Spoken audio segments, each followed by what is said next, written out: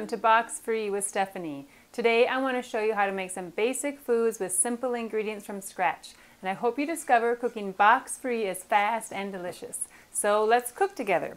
Today we're going to make gyros, but we're not going to make the traditional gyros with lamb and everything. We're going to make it with beef, and specifically ground beef.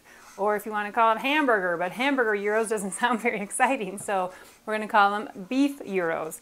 So what I have in here is 1 pound of burger with a bunch of spices, and I'm just going to start forming my patties as I tell you what's in here. So this has been marinating for maybe like 6 or 8 hours, and so in here it's kind of interesting. These hamburger gyros really do have a decent taste, I think. I mean, I'm certainly no gyro specialist, but for kind of having homemade gyros and just using a nice, easy, accessible meat, I think they turn out pretty good. So before I tell you what's in them, this is kind of the shape I'm going to make my patties. I make just kind of oblong patties so that I can basically put them in my pita and then fold it up, and they're not too huge and they're not crumbly. Like, I wouldn't want it kind of like sloppy joe or hamburger, ground hamburger, because then it just kind of fall out, I feel like. And I have tried like different little meatball shapes, and that doesn't seem much better. So this is the best thing that I've come up with, but you might want to shape these any way you want. If you find that your family likes the ground burger for the meat, just do that. It'd be way easier. But this is how I do it. So I'm going to make 2 right now, just because I don't want to take the time to make this whole 1 pounder. But what you do is just form all these little patties, and if you know you're feeding 4 people or 6 people, then just make enough so that you have that many for your pitas, for your gyros. So I'm going to deal with this later. But right now, I'm just going to cook these 2. So my pan is preheating. So I'm going to put that in there, and then I got to wash my hands for a second. Okay, so that took a little while, but I want to make sure I had all that raw meat off of my hands. And in fact, I'm going to put the rest of my raw meat right back into the fridge here, so that for the next half hour it's not sitting out. So I'm just going to let those cook. You want them to get cooked through just like a hamburger. You're basically making a gyro flavored hamburger. So in here is a 1/4 cup of onion, which I sometimes actually do chop up, but today I was actually in a rush and I didn't want to.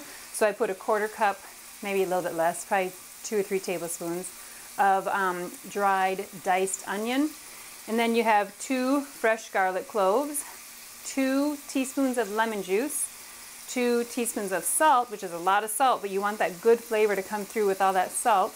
1½ teaspoons of cumin, 1 teaspoon of pepper, 1 teaspoon of oregano, and then a 1/4 teaspoon of nutmeg, which is just a teeny tiny bit, but I don't know, I think it does something. So it has a bunch of spices in it, and it really does, I think, make it taste, you know, pretty much like lamb meat that you would get at the big spit at the real gyro place. So that's going to cook, and in the meantime, I'm going to make my tzatziki sauce, because half the fun of having gyros is making tzatziki sauce, or serving it, I should say. Time for a tzatziki sauce. So here we go. All right, so this is what I have for this. So these 2 containers are about the equivalent of 1 cup of plain yogurt. So my original recipe, I think, called for 1 cup of Greek yogurt, which is much thicker, like this is now. But I never have Greek yogurt in my house, so it did say that if you had plain yogurt, you could just drain it. So I don't have a fine sieve big enough to fit 1 cup quantity, so I do 2 of them. But I just think it's really interesting. Like, look at all the liquid that is in this little ½ a cup of plain yogurt. So this is probably the whey, you know, the liquid dairy product that's left over, the watery liquid product. So I don't really know what to do with this whey, so we're going to just stick it over here. I haven't figured out anything to actually make with it, so I don't. But then you get this really thick, it looks like Greek yogurt. It's just super thick. It's kind of cool. And it tastes pretty much the same as plain yogurt and unflavored Greek yogurt. But the first time I did that, you know, they said, oh, you've got to drain your plain yogurt. And the reason you want to drain it is so your tzatziki sauce is nice and thick. Hang on, I think I got to do something here. It's smelling like it's getting cooked. I got to flip her over. Okay. All right. So there's my fake lamb, my burger meat cooking. Okay, then this one, I got quite a bit of liquid in that one too. So I don't know, I just think it's really interesting that all this liquid really does come out. Because like I said, the first time I was thinking like, I'm not going to get any liquid or not that much, and then you really do. So it was really pretty cool. So any way you can strain your plain yogurt should work. So see, I have two here because this one's kind of falling apart and it didn't really work, but this one's really nice and fine, but it doesn't hold a full cup. So, or you can just really cheat and buy Greek yogurt and then it'd be done. So maybe you'll take the easy way and that'd be good. This is just splattering all over. I think I need to just turn it down a little. Okay, so now I have in here my 1 cup of drained plain yogurt, or Greek yogurt if you want to go the quick route. And then I'm going to add to it, not my tomatoes, but I'm going to add 1 clove of garlic that I'm going to just put through my garlic press. So I need to just peel this off. Okay, I don't know, I always like to peel my garlic. I know this thing you can like keep it in the skin and then you can just press it out. But for some reason I always peel it, which is not always very easy, but it's just the way I do it. Okay, so get every little last bit. 1 clove of garlic. Okay, then I need 3/4 teaspoons of salt, which I guess I'm going to measure. I've been measuring my salt lately, which is kind of funny, but that's all right. 3/4 teaspoon. 2 teaspoons of dill. So for that I'm going to switch to this one. Reach in there. Oh my gosh, I'm almost out. Woo, good thing I have 2 teaspoons left. Whoopsie, it's a little bit extra. That's okay. Then I need 1.5 teaspoons of olive oil. So this is where it gets kind of interesting.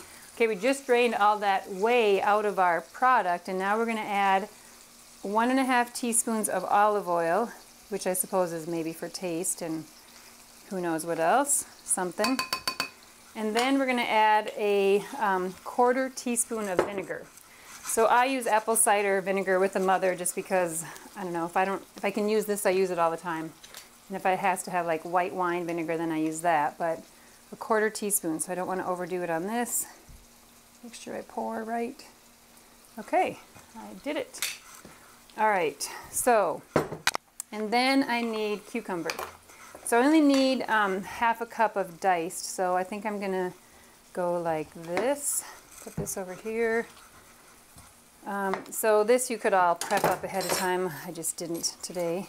But so I'm gonna dice this pretty small because this is my tzatziki sauce and I don't want these big chunks of cucumber kind of falling out. I want it to be very much like a sauce and not like a relish or whatever, a chutney kind of thing. So I maybe even have too much cucumber. So I'm gonna dice it, let's see, like this. And now my burgers are going, my Euro burgers are much smaller. I mean, cooking much slower, well, and a little bit smaller. All right, so I'm gonna chop this up pretty good. And then I'm gonna put it in my measuring cup and see if I even need this other half. So if you like tzatziki sauce that's kind of chunky, then just don't go crazy on your chopping. But I guess I like it a little bit finer. But this almost looks like I might have enough. Let's see. Oh no, I definitely need the other half. Okay, so that's what I got. So I'll do this half. Do my little what's that little paper thing? Okay, and then I need to check my meat. I think it might be done, which is fine. It can just sit there and wait for me. Let me check this quick. All right, it's looking pretty good.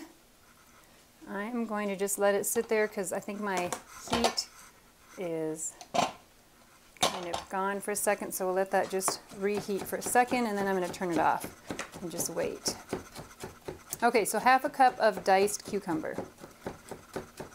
And that's going to be good enough, I think. Hang on, I see a few big chunks. Okay, so now it looks like I have a lot, which I guess is okay. I could probably do a little bit more, but oh no, looks like it'll be pretty close. Okay, so then I'm going to dump in, so that's pretty much exactly half a cup. That's pretty lucky. Okay, see if I can stick that over here.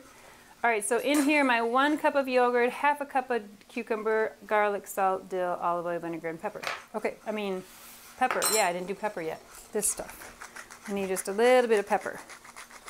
Okay, 1/8 of a teaspoon is what the recipe actually calls for. Instead of just a little bit, there's an actual amount. So the dill makes it really yummy and just covered, I mean, it's just covered in dill, you can see. And even now, look at how chunky this is. So my diced cucumbers could have been like way smaller. This looks like a chutney or, you know, a good chunky sauce, but it's going to be just fine. And so I'm going to taste it to see how it is. Woo, it's salty. Wonder if I did my recipe right. Let me check here. 3/4 teaspoon salt. Yeah, I think that's what I did, didn't I? I think I did. That's okay. I think I don't know, yours are probably supposed to be really salty, huh? Because then you're going to add the lettuce and the tomato and the meat. So, I'm not a big salt fan to begin with, so maybe everybody else would think it's just perfect. But I would actually say it's a little bit salty for my personal taste. Which is kind of funny because this is my recipe, so maybe I'm just having a low salt day or something where I don't really like that. But I'm going to stick with the recipe because I think it needs that good salt, so I'm not going to change it. I mean, because this is a recipe I've had for a long time. All right, now what I'm making is my garnish. I have lettuce already chopped up because really the only thing you put in that I put in my gyros is the meat, the tzatziki, the tomato, and the lettuce. So we're actually cruising right along. We're almost done. So we're going to chop this up. And my knife is nice and sharp, so it's cutting right through my tomato skin. So that's a good sign. Remember, a sharp knife is always much safer. And this, again, I think you want it kind of cut, diced quite small. But if you like the bigger chunks in your gyros, you can just cut them whatever size you want. But I like to cut it in half and then make all these little layers, and then I can just kind of dice it. But you just have to be careful when you're cutting a tomato because these edge pieces kind of move all over under that thick skin, and you don't want to slice your finger while you're supposed to be slicing a tomato. Okay, so that's a little bit messy, but we have our garnish. I'm going to throw this over here. Okay, so my meat is looking good and done. I'm going to call that, and you can like smell the Greek seasonings. It's really kind of cool. I think when I discovered this recipe, I was like, wow, I can make gyros at home with hamburger. Like, that's perfect because, I certainly never have lamb in my house. I don't have the spit to like roast it and, shave it off and all that fancy stuff. So, so I was pretty happy that I could actually make like gyros that kind of tasted like it and was just a really simple meat, and then you just marinate it and that's it. So it's kind of cool. Okay, so I have these little mini pitas because I usually buy like the full-size pitas that are, this big instead of this big. But at the store, the regular-size pitas just looked, I don't know, harder, and they weren't as soft. And I've bought some that before are very nice and soft, and they taste really good. Hang on, I gotta grab this. I'm gonna kind of drain my meat here a little bit. So I couldn't find full-size pita bread that I actually thought looked really yummy. So I just skipped it, and I just bought the little minis, which I think is gonna be kind of fun. Then you have like two little gyros instead of 1 or 2 bigger ones. So, okay, so I'm just dabbing the grease off. It's kind of a crazy habit I have, but I'm gonna do that. And then I think we're ready to assemble, right? We have everything we need. So now, when you put this on the table, this is basically what you'd have, your plate of meat and then your pile of of pitas, tomatoes, lettuce, and tzatziki. That's the best part of it all is tzatziki, plus it really tastes good, even if it is salty, it's very good. Okay, so now to assemble, I'm gonna take my bigger chunk of gyro meat. See, now this is a little bit small for my pita, which I'm gonna fold this way. So these things do get kind of hard to eat because they're just loaded with stuff, but that's okay. And then I'm gonna load it with some tzatziki, of course, because I love it. You guys are gonna be sick of me saying that. And then I'm gonna add a few tomatoes and then a little lettuce. Okay, so doesn't that look like the gyros you get at the food trucks? Kind of, in a little bitty way. We'll say it does just a little bit, and then you gotta try to eat this thing, that's where it's nice to have like the big giant gyros, and maybe they even wrap them in tin foil sometimes. So it's kind of like that, a little burrito. Okay, so I'm gonna be daring and take a bite of this because I really want to taste it and see how that salty tzatziki tastes. So hang on, it's gonna be a little bit messy.